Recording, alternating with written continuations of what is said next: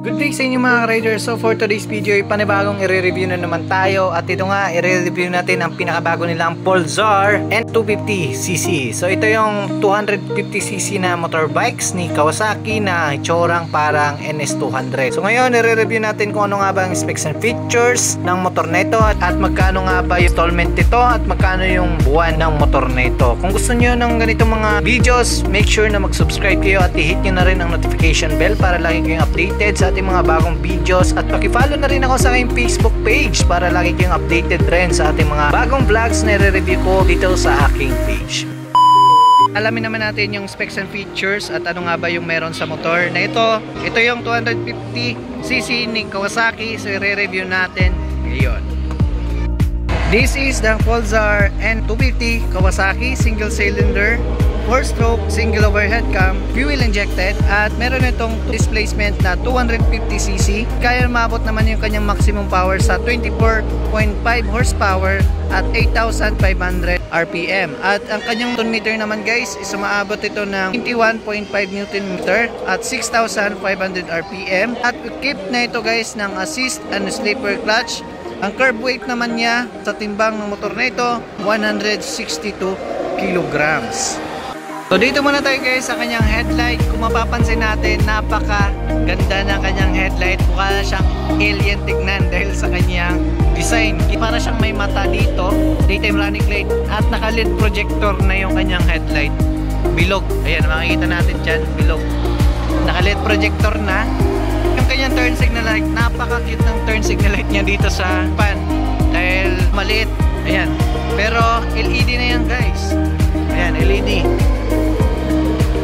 Ito naman tayo sa front wheel. Kung mapapansin natin, naka ABS na yung motor na ito at meron tayong big design disc dito sa harapan.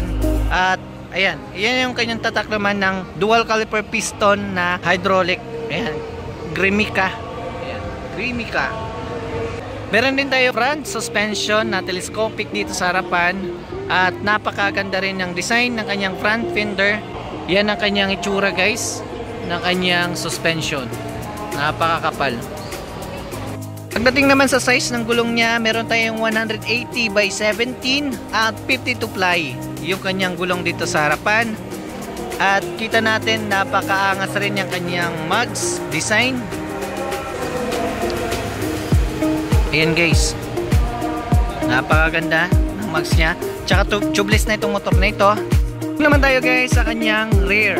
Okay, so pagpunta dito sa kanyang rear guys, kung mapapansin natin, naka full LED na rin yung kanyang taillight dito at iba rin yung kanyang design.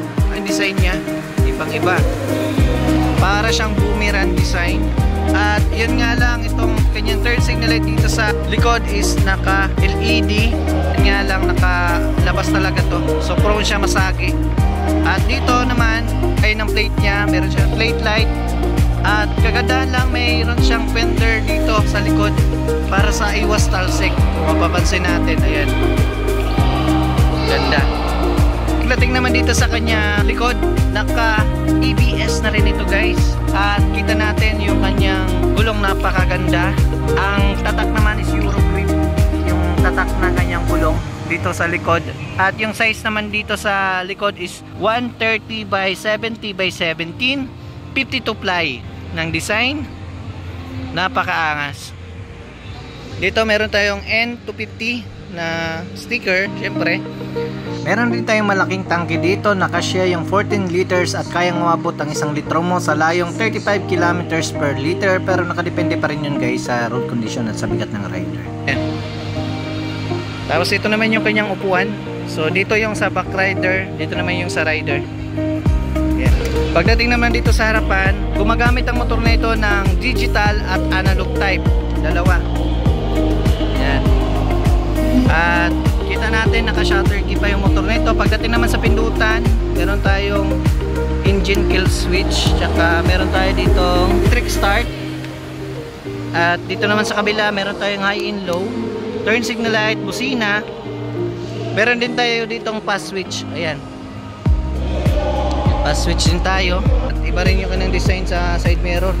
And guys, yung kanyang style ng kanyang muffler dito sa motor na ito, kita natin maliit siya pero compact, dual exhaust. Hindi natin alam kung ano nga ba yung tunog nito. Pero yan ang kanyang itsura niyang exhaust niya. 250cc pa rin. Hindi pa to express legal guys kasi 250cc pa rin ito.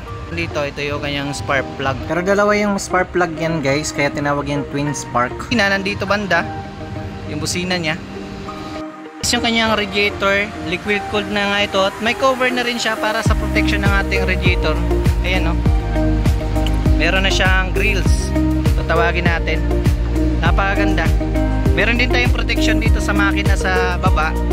Meron na siyang araro din para sa mga debris or ano ba yung mga bato na pwedeng kasik dito para maproteksyonan yung ating engine. Overall, napakaganda ng motor na ito kung hanap mo yung malabig bike na itsura at futuristic ang itsura at napaka-maskuladong motor. Ito ang nababagay para sa iyo. At alamin naman natin kung magkano nga ba ang presyo at installment price ng motor na ito. Mga nagbabalak naman kumuha, ito naman yung kanyang price. Kung gusto niyo ng cash price, 161,500. At kung gusto niyo ng installment, meron tayong down payment na 22,000 at 7,360 naman for 36 months. Kung masasabi nyo mga ka-rider sa video natin ngayon, maaari kayo magkomento dyan sa baba kung ano yung suggestion nyo or komento sa ating video. Muli, maraming salamat sa panonood. Para sa next video natin, abangan.